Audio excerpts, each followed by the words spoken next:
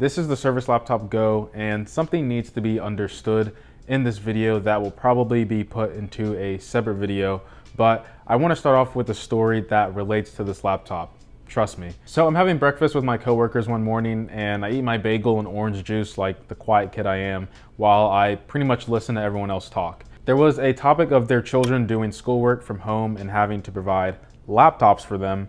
And during a time where people are spending less, jobs are harder to come by, and there's a lot of uncertainty going on, dropping $1,000 to $1,500 on a laptop for your child that's in elementary or middle school is just insane.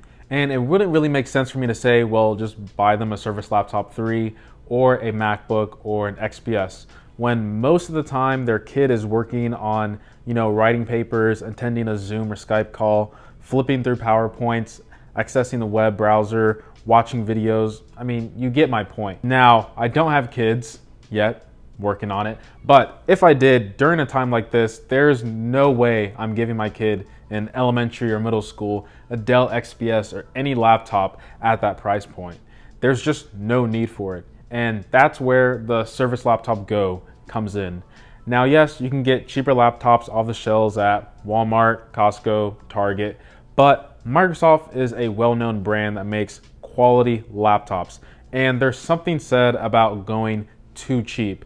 And I have a feeling that you could buy this early on and it will last you many years, no problems. Another thing I want to mention is companies tend to send reviewers their highest end model, and viewers get trapped that entry-level or mid-tier tech is horrible in comparison when the highest end models are for a very small market. I've actually enjoyed using this laptop, and it's grown on me despite using laptops 2 to 5 times the cost on this channel. I'm talking a lot about kids, even though I said I wouldn't talk about them anymore, but I would even recommend the base model to like my aunt or uncle or someone I know that's a very light user. Now, there's a reason why I start off with build quality on my laptop reviews.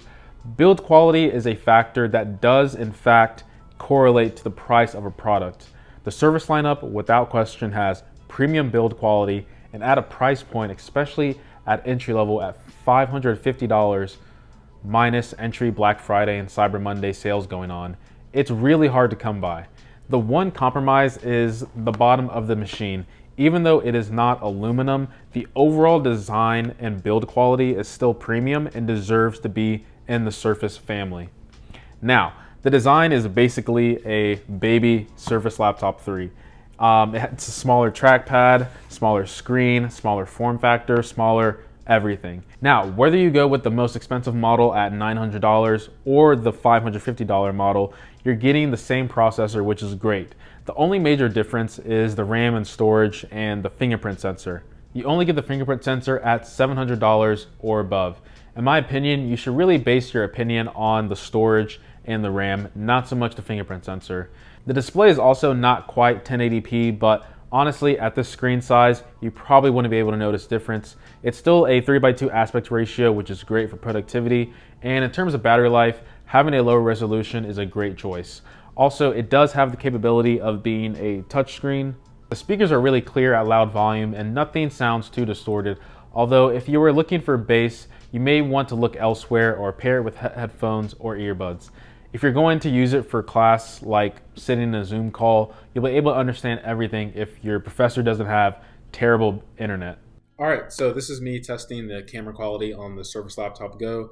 You guys can tell me how it looks and sounds.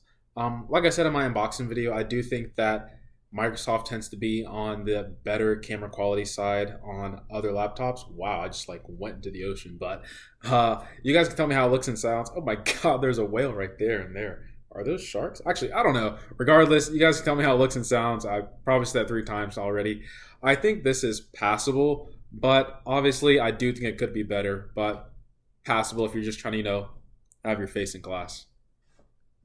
The keyboard, at least for me, was a bit of a learning curve. I'm not sure what it is. Maybe it's just because of the smaller design, but I was hitting the wrong keys the first couple of days. Now, after I've adjusted to it, just like with anything, I believe this is a solid keyboard. It's not as good as the Surface Laptop 3, but I'm still happy overall with the typing experience. I would say the biggest drawback is that there is no backlit keys. The trackpad, once again, like other Surface laptops, is fantastic. It's not as clicky as the Book 3. This one's more quiet. Take a listen.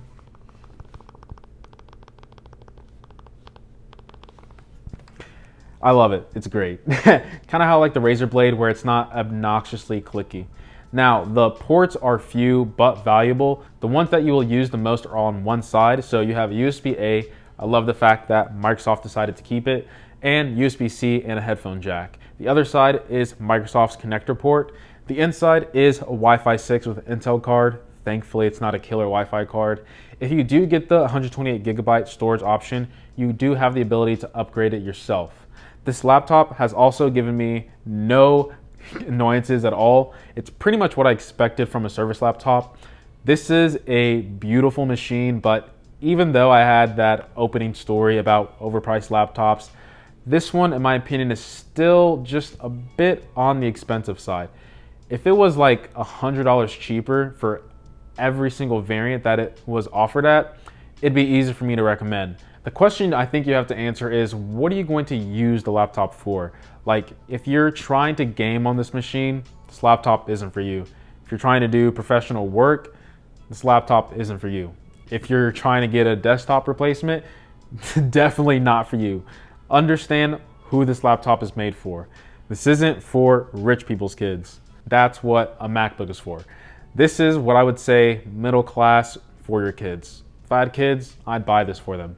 If you value build quality, customer support, small and light laptop, this is a great option. Although that top level variant at $900, I feel like I can't recommend that one because I do think at that price point, the competition is just too fierce. With all that being said, guys, hopefully you enjoyed this review of my Surface Laptop Go.